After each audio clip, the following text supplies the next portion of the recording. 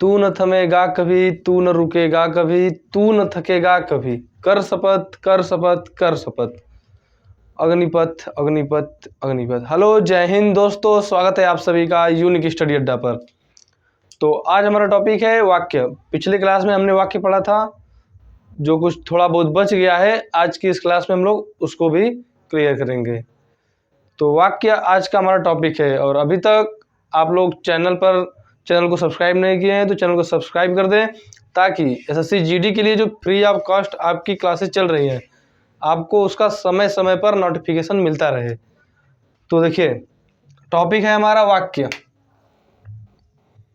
वाक्य है, इसके पहले हमने पढ़ा था वाक्य किसे कहते हैं, वाक्य के प्रकार क्या है, वाक्य के तत्व क्या होते हैं, वाक्य के अंग या भाग कितने हैं, कौन कौन से अंग या भाग हैं, वाक्य के प्रकार कौन से हैं, कितने प्रकार से वाक्य को बांटा जाता है। इन सभी चीज़ों के बारे में पिछली कक्षा में हमने पढ़ा था। तो हम लोग पढ़ रहे थे लास्ट क्लास में कि वाक्य के प्रकार, उसमें हमने पहले पढ़ा था कि प्रयोग या संरचना के आधार पर 3 प्रकार के होते हैं: साधारण वाक्य, संयुक्त वाक्य और मिश्र या मिश्रित वाक्य। और दूसरा उसमें है आपका अर्थ के आधार पर। तो आज हम लोग पढ़ेंगे अर्थ के आधार पर। तो आज हमारा है वाक्य के प्रकार में कि अर्थ के आधार पर, अर्थ के आधार पर। अब अर्थ के आधार पर पूछे कि वाक्य कितने प्रकार का होता है, तो अर्थ के आधार पर आपका वाक्य हो जाएगा 8 प्रकार का। 8 प्रकार का वाक्य होता है। सीधे सीधे आपसे क्वेश्चन पूछेगा कि बताइए कि अर्थ के आधार पर वाक्य के कितने प्रकार हैं, तो आपको बताना है 8। बहुत लोग को पता ही नहीं होता है, तो उनको पता होता है कि वाक्य 3 प्रकार के होते हैं। कौन से? सरल साधारण वाक्य, संयुक्त वाक्य, मिश्र वाक्य। तो वह 3 प्रकार वाला ऑप्शन चूज करते हैं और उनका गलत हो जाता है। तो आपको यह भी ध्यान देना है कि क्या पूछ रहा है, प्रयोग या संरचना के आधार पर या फिर अर्थ के आधार पर। तो अर्थ के आधार पर पूछे तो 8 प्रकार, प्रयोग या संरचना के आधार पर पूछे तो 3 प्रकार। अब कौन कौन से 8 प्रकार हैं उनको हम लोग पढ़ेंगे अच्छे से, विस्तार से। तो देखिए, पहला इसमें हो जाएगा विधानार्थक वाक्य। विधानार्थक वाक्य पहला हो जाएगा विधानार्थक वाक्य। दूसरा हो जाएगा निषेधार्थक वाक्य। दूसरा है निषेधार्थक वाक्य। तीसरा क्या हो जाएगा? तीसरा हो जाएगा प्रश्नवाचक वाक्य। प्रश्नवाचक वाक्य इंग्लिश में बोलते हैं ना इंटरोगेटिव। निषेधार्थक को बोलते हैं निगेटिव, विधानार्थक को बोलते हैं अफर्मेटिव, असर्टिव। तो ये सब भी आपको ध्यान देना है, इंग्लिश में बोलते हैं। इंग्लिश से तो आपको मतलब है नहीं, हिंदी आप लोग यदि करना है तो। चौथा देखिए, चौथा इसमें कौन सा है? तो चौथा आपका हो जाएगा आज्ञार्थक वाक्य। आज्ञार्थक वाक्य, आज्ञार्थक वाक्य। पांचवा बोले तो पांचवा हो जाएगा इच्छार्थक वाक्य। इच्छार्थक वाक्य। छठवां आपका हो जाएगा संदेहार्थक वाक्य। संदेहार्थक वाक्य। सातवां देखें तो सातवां आपका हो जाएगा संकेतार्थक वाक्य। संकेतार्थक वाक्य। अब देखिए, आपको एकदम क्रम से नहीं याद करना है कि क्रम से जैसे लिख रहे हैं वैसे ही याद करें। बस जैसे भी आपके माइंड में, आपके दिमाग में, आपके मस्तिष्क में जैसे भी वो बैठ जा रहा है वैसे बैठा लीजिए। तो संकेतार्थक वाक्य हो जाएगा 7वां। नेक्स्ट हो जाएगा 8वां और लास्ट विस्मयार्थक वाक्य, या विस्मय बोधक भी कहते हैं, विस्मयार्थक वाक्य। तो ये हो जाएंगे 8 प्रकार के वाक्य अर्थ के आधार पर, जिसमें हम लोग पहला एक एक को विस्तार से पढ़ेंगे। तो पहला है आपका विधानार्थक वाक्य। विधानार्थक वाक्य क्या होता है? तो विधानार्थक वाक्य की बात करें तो वह वाक्य जिसमें किसी कार्य का होना पाया जाए उसे विधानार्थक वाक्य कहते हैं। सिंपल, कोई कार्य हो जा रहा है, कोई वाक्य दिया है उसमें कोई कार्य एकदम अच्छे से हो जा रहा है कि जैसे मोहन पढ़ रहा है तो मोहन पढ़ रहा है, मोहन किताब लिख रहा है तो मोहन किताब लिख रहा है, मोहन स्कूल जा रहा है, राजू क्रिकेट खेल रहा है, राजू फुटबॉल खेल रहा है, तो खेलने का काम हो जा रहा है। तो ऐसा कोई वाक्य जिसमें कोई कार्य हो जा रहा है उसे हम लोग विधानार्थक वाक्य कहेंगे। तो लिखिए इसमें, ऐसा वाक्य जिसमें कोई क्रिया होती है, जिसमें कोई क्रिया होती है उसे हम लोग विधानार्थक वाक्य कहेंगे। होती है उसे विधानार्थक वाक्य कहेंगे। जैसे जैसे यदि बात करें तो आपका हो जाएगा मोहन पढ़ रहा है। मोहन पढ़ रहा है। अब आप लोग एग्जाम्पल ऐसे बना सकते हैं बहुत सारे कि अनुज किताब पढ़ रहा है, आकाश क्रिकेट खेल रहा है, मधुबन स्कूल जा रहा है, चिंटू मैच खेल रहा है, फुटबॉल खेल रहा है। तो कोई भी क्रिया हो रही है किसी वाक्य में तो आपका हो जाएगा विधानार्थक वाक्य। तो हो जाएगा सिंपल पहला विधानार्थक वाक्य। दूसरा इसमें क्या है, दूसरा इसमें था निषेधार्थक वाक्य। निषेधार्थक वाक्य, अब निषेधार्थक वाक्य क्या होता है, तो ऐसा वाक्य जिसमें मना करने का भाव बोध हो। ये मना करने के भाव का बोध यदि किसी वाक्य में हो रहा है तो वहाँ पर निषेधार्थक, इंग्लिश में कहते हैं ना निगेटिव सेंटेंस। तो निगेटिव सेंटेंस यानी कि मना करने वाला भाव। तो लिख लीजिए, मना करने के भाव का बोध कराने वाला शब्द, भाव का बोध कराने वाला शब्द,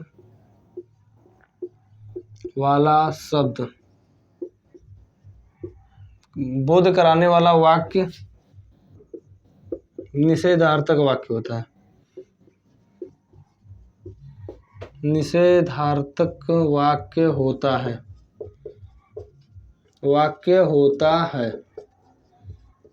तो ये हो जाएगा निषेधार्थक वाक्य।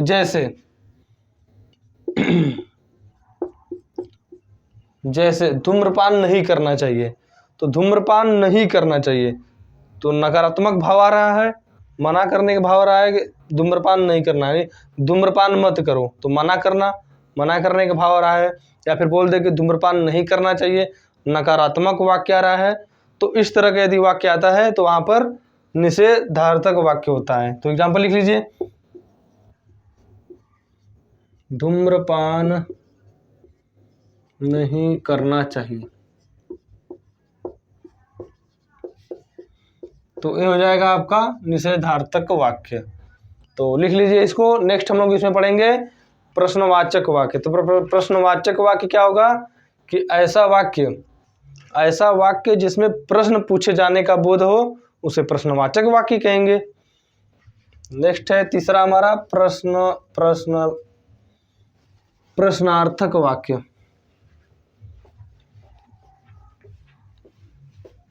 नेक्स्ट है प्रश्नार्थक वाक्य।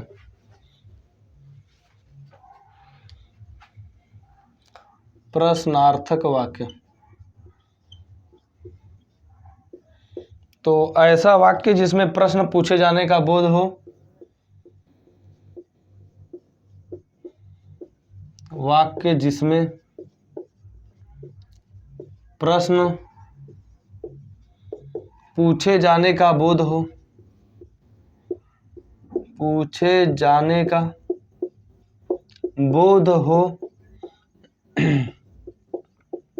उसे प्रश्नार्थक वाक्य कहते हैं।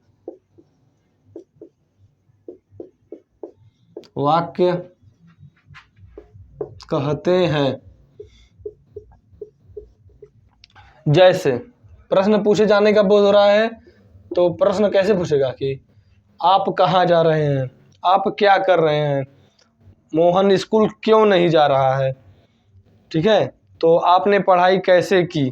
तो ये सारी बातें जो है प्रश्न पूछ रहा है। तो प्रश्न पूछे जाने का बोध कराने वाले वाक्यों को प्रश्नार्थक वाक्य कहते हैं। क्या कहते हैं? प्रश्नार्थक वाक्य। तो लिख लीजिए, तुम कहाँ जा रहे हो, तुम कहाँ जा रहे हो। इस तरह से आप लोग कोई भी वाक्य बना सकते हैं प्रश्नार्थक वाक्य में। प्रश्न पूछकर कोई भी वाक्य बना सकते हैं। नेक्स्ट इसके बाद है, ये हो जाएगा तीसरा। अब चौथा आपका कौन सा है? चौथा है आज्ञार्थक वाक्य। तो आज्ञार्थक वाक्य यानी आज्ञा का बोध कराने वाला शब्द। आज्ञार्थक वाक्य क्या हो जाएगा कि आज्ञा का बोध कराने वाले शब्द आज्ञार्थक वाक्य कहे जाएंगे। जैसे आप किसी को आज्ञा दे रहे हैं, जिस प्रकार के वाक्यों में आज्ञा देने के भाव का बोध हो वहाँ पर आज्ञार्थक वाक्य होता है। जैसे एक गिलास पानी लाओ, तो आप किसी को आज्ञा दे रहे हैं एक गिलास पानी लाने के लिए, तो ये हो जाएगा आज्ञार्थक वाक्य।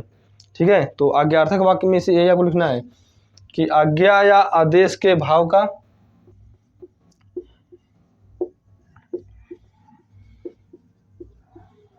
आदेश के भाव का आज्ञा या आदेश के भाव का बोध कराने वाले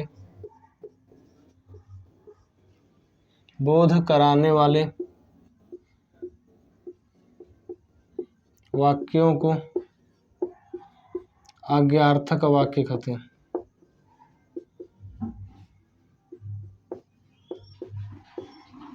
वाक्य कहते हैं। जैसे आपका देखें तो एक गिलास पानी लाओ, एक गिलास पानी लाओ, इसमें आज्ञा के बोल रहा है पानी लाओ, तो आप पानी लाने के लिए किसी से कह रहे हैं, तो आज्ञा का बात हो गया, तो हो जाएगा आज्ञार्थक। तो लिखना चाहे तो लिख सकते हैं। इसके बाद हम लोग पढ़ेंगे इसमें नेक्स्ट है इच्छार्थक वाक्य। तो इच्छार्थक वाक्य क्या होता है? इच्छा के भाव का बोध कराने वाला इच्छार्थक आपका हो जाएगा। फिर संदेहार्थक, संकेतार्थक, फिर विस्मयार्थक, यही चारों आपको पढ़ना है।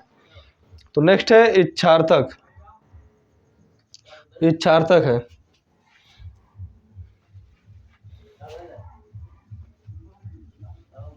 नेक्स्ट है चौथा इच्छार्थक वाक्य।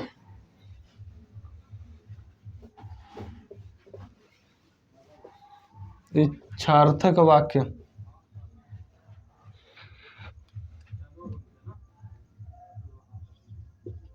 इच्छार्थक वाक्य पांचवा है इच्छार्थक वाक्य।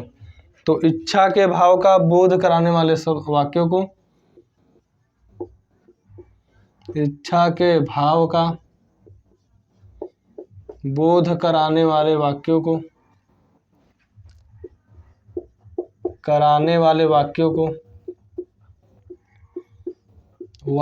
को इच्छार्थक वाक्य कहते हैं। इच्छार्थक वाक्य कहते हैं।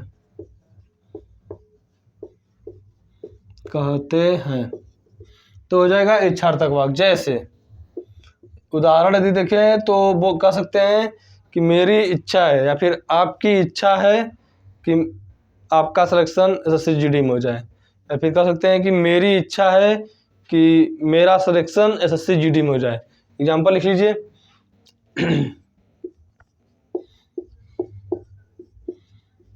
इच्छा है कि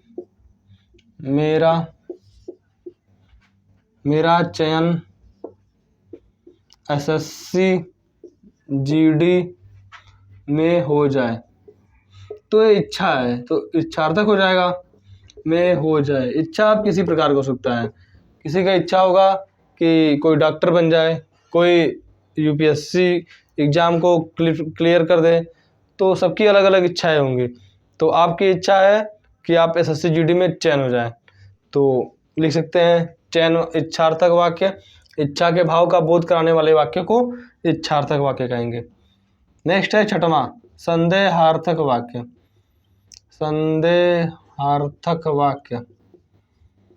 संदेहार्थक वाक्य संदेह के भाव का बोध कराने वाले वाक्य को संदेहार्थक वाक्य कहते हैं। संदेह के अर्थ के बोध कराने वाले संदेह के भाव का बोध कराने वाले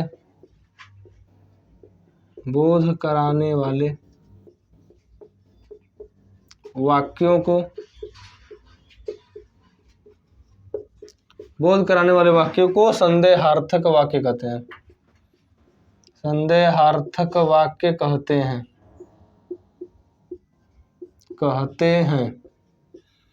अब जैसे आप लोग उदाहरण यदि लिखना चाहे तो लिख सकते हैं कि शायद कोई आ रहा है। उदाहरण, शायद कोई आ रहा है। अब यहाँ पर संदेह ही है, शायद कोई आ रहा है। अब शायद आ रहा है, निश्चित नहीं है, संदेह है, तो शायद कोई आ रहा है संदेहार्थक हो जाएगा। शायद मोहन स्कूल जाए, तो शायद मोहन स्कूल जाए, तो शायद यानी संदेह, क्लियर नहीं है जाएगा कि नहीं जाएगा, तो संदेह के भाव का बोध होगा कहीं पर, तो वहाँ पर संदेहार्थक वाक्य हो जाएगा। तो अर्थ के आधार पर ये वाक्य है।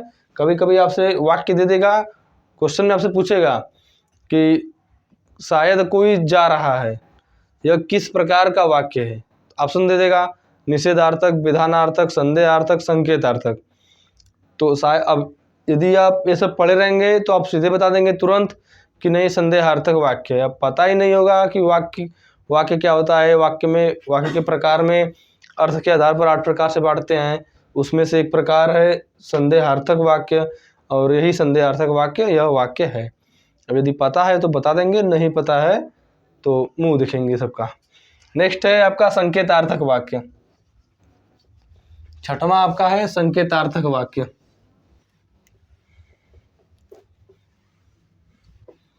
संकेतार्थक वाक्य क्या हो जाएगा कि संकेत के भाव का बोध कराने वाले वाक्यों को संकेतार्थक वाक्य कहेंगे, या फिर संकेतार्थक शर्त के भाव का, संकेत या फिर शर्त के भाव का बोध कराने वाले वाक्यों को संकेतार्थक वाक्य कहेंगे। जैसे यदि बोले यदि तुम पढ़ोगे तब तुम पास हो जाओगे, या फिर यदि तुम पढ़ते तो पास हो जाते।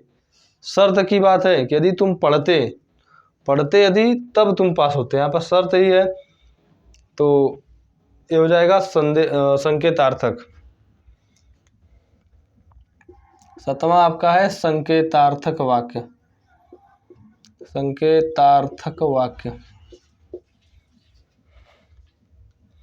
तो संकेत या शर्त के भाव का बोध कराने वाले वाक्यों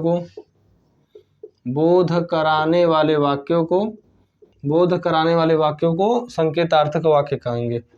जैसे उदाहरण यदि देखें तो यदि तुम पढ़ते तो पास हो जाते, या फिर बोल सकते हैं कि यदि तुम अच्छा खेलते तो जीत जाते, यदि तुम क्रिकेट अच्छा खेलते तो जीत जाते। तो यदि अच्छा खेलते तब जीतते, अब अच्छा ही नहीं खेले तो जीतेंगे कहाँ से, तो हो जाएगा यदि तुम पढ़ते तो पास हो जाते। तो शर्त के भाव का बोध हो तो वहाँ पर संकेतार्थक होता है। नेक्स्ट और हमारा लास्ट है विस्मयार्थक वाक्य, विस्मय बोधक वाक्य। विस्मयार्थक वाक्य, तो विस्मयार्थक वाक्य क्या हो जाएगा कि आश्चर्य अचरज के भाव का बोध कराने वाला। आश्चर्य को अचरज भी कहते हैं, अचरज के भाव का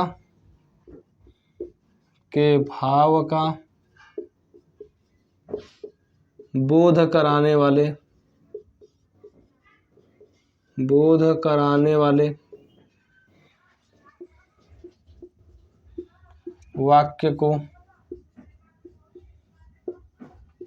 वाक्य को विस्मयार्थक वाक्य कहेंगे। विस्मयार्थक वाक्य कहेंगे।